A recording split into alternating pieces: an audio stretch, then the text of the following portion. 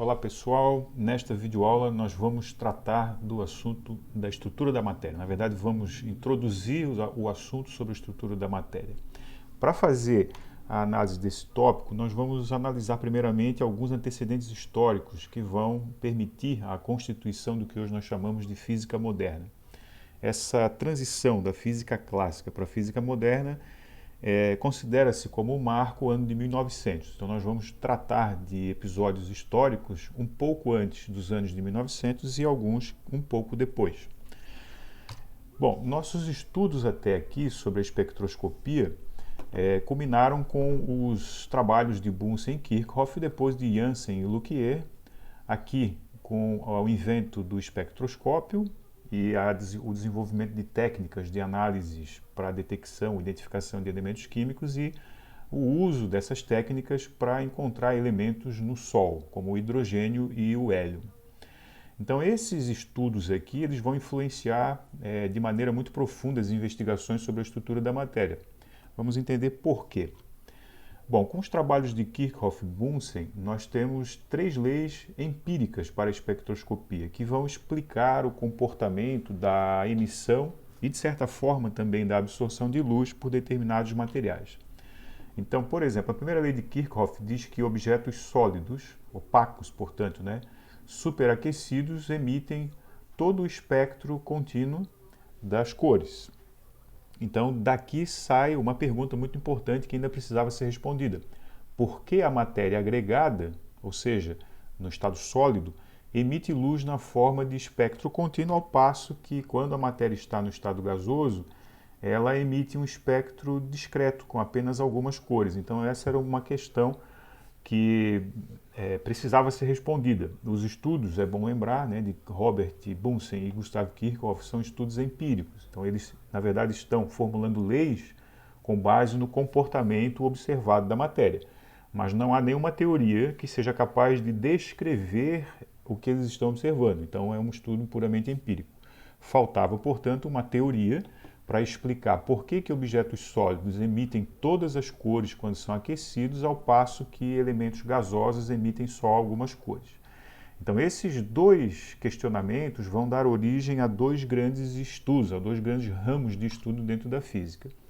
Aqui trago como exemplo objetos sólidos superaquecidos, por exemplo, o carvão em brasa ou um pedaço de ferro que foi colocado de alguma forma em alguma fonte térmica e, portanto, sendo aquecido, começa a emitir luz, fica avermelhado. Então, esse aqui, o ferro aquecido e o carvão em brasa são exemplos de materiais sólidos superaquecidos. Então, esse tipo de investigação, sólidos incandescentes, está relacionado à emissão e absorção de luz por objetos sólidos. Isso aqui vai dar origem, como falei há pouco, a todo um ramo de pesquisa que já vou mostrar na sequência. Ao passo que os gases, a emissão de luz a partir dos gases, eu estou apresentando aqui imagens de lâmpadas fluorescentes. Na verdade, aqui não temos necessariamente um gás aquecido, mas é um sistema constituído de alguma forma por um gás. Então temos a emissão de luz a partir de um gás. Então a emissão e absorção de luz, considerando sistemas gasosos, vai se desmembrar daqui o estudo da emissão e absorção de luz em nível atômico. Para entender como os sólidos emitem luz e como os sistemas gasosos emitem e absorvem luz, é necessário fazer algumas considerações acerca de como a matéria está constituída. Por isso que esses estudos vão levar, de certa forma, à formulação de teorias a respeito do átomo. Então, aqui aparecem os nomes importantes que nós vamos estudar.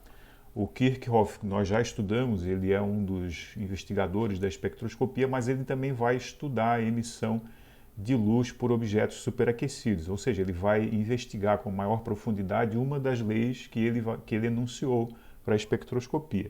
E o Max Planck, em 1900, é o físico que vai resolver o problema que o Kirchhoff começou a tentar solucionar, mas não conseguiu.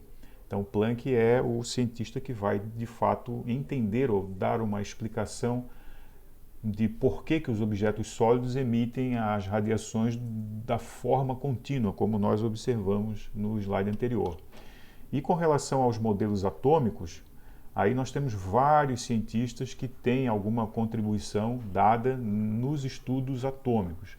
O Thomson, o Einstein, o Rutherford e o Bohr. Percebem aqui que todos esses três cientistas, Einstein, Rutherford e Bohr, são depois dos anos 1900 e o Thomson é antes, né, ligeiramente antes, 1897.